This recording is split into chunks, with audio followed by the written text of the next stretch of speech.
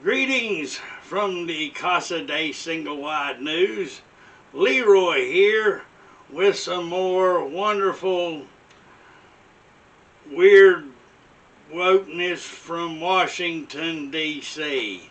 Well, the Democrats have something to be proud of because Joe Biden in a speech the other day said the N-word just as plain as day.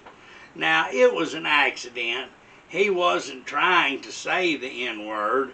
He was trying to make other words. But he's not getting chastised for saying the N-word because the Democrats are just proud as punch that he could actually make an entire word. So, we're moving up in the world.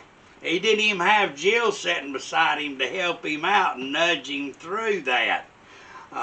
Some other of his accomplishments that he's helped us out with in the last few weeks, ISIS, that had been completely defeated, somehow, amazingly, has gotten their funding back.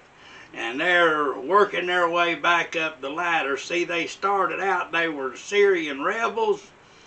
And so Obama had funded them to fight the leader of that country, Assad, and instead of really working out fighting Assad, they kind of got with the Iranians and they made this group called ISIS, and all of the money and the weapons and a bunch of really nice Toyota pickup trucks kind of all worked to form this group that they called ISIS. Obama called them ISIL because I guess ISIS is racist or something.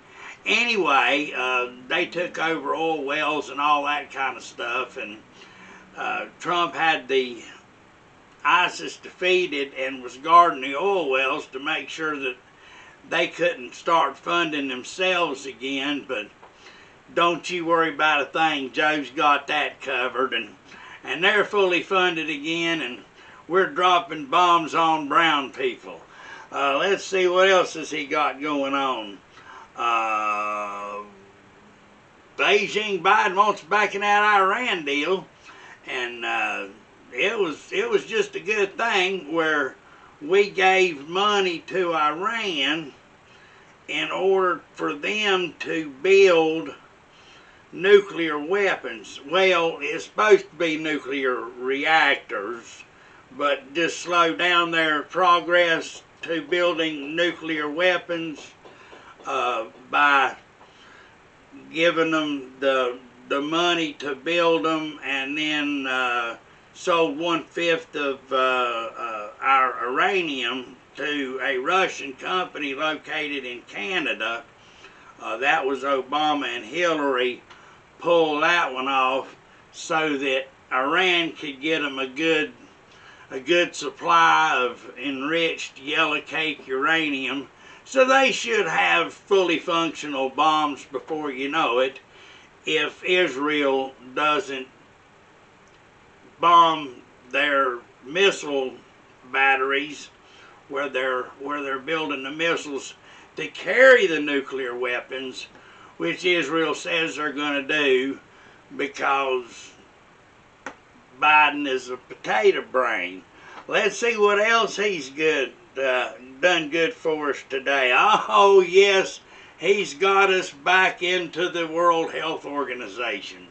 You know, the ones that was working with China to tell everybody that the China virus, the Wuhan virus, wait a minute, what's political, bat stew, flu, WuFlu, whatever you want to call it. Anyway, they're the ones that told us that it's not airborne, don't you worry about a thing, while China kept people from leaving Wuhan and going anywhere else in China and sent 5 million people all across the world to make sure that we had a pandemic that would slow down our progress and allow them to be number one. They don't mind killing off the old people, the worthless eaters, communism's that way. So you get up in that older age group where you're no longer really able to, keep up with the younger workers. You got this disease that will, destroy the older workers, so that you'll have empty apartments for the young ones to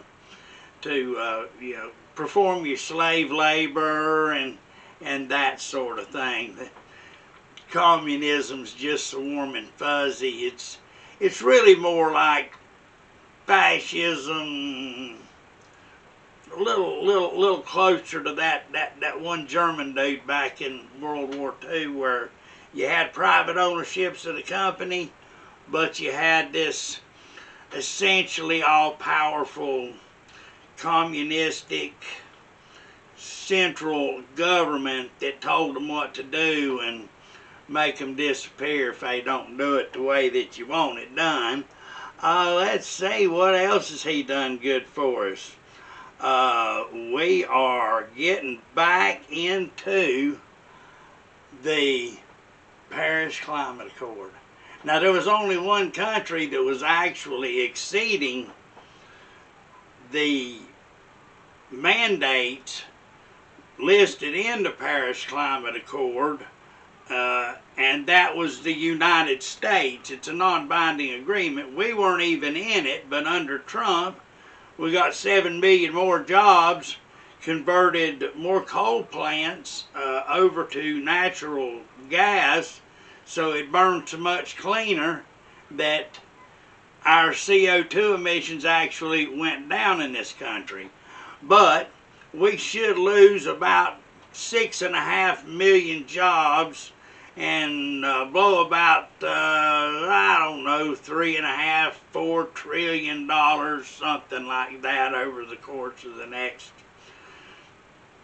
18 to 20 years, and ruin our economy. But don't you worry about a thing. We'll still have plenty of cheap stuff made in China and India that don't have to abide by any of the rules whatsoever. So while the regulations here will be closing down businesses and killing jobs, they'll be going overseas to China and India where they can pollute all they want. It's kind of like having a dog, and you walk around your yard and you mow and you realize that the dog hasn't pooped in your yard anywhere. So clearly the dog just quit pooping. It's not pooping in somebody else's yard.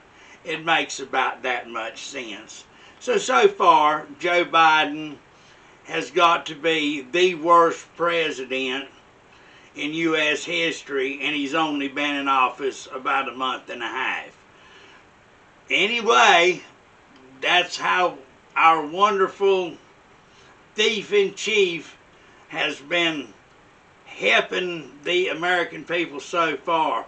Oh, how's that stimulus check working out for you? Huh? He was going to do that day one. Where's that at? Yeah, he's letting all of the illegal immigrants in first. I'll bet they'll get their check before you'll get yours. Anyway, if you voted for him, screw you. I mean, I hope you enjoy it. All right, y'all have a wonderful, wonderful day. I'll talk to you real soon. Take care now. God bless you. Bye.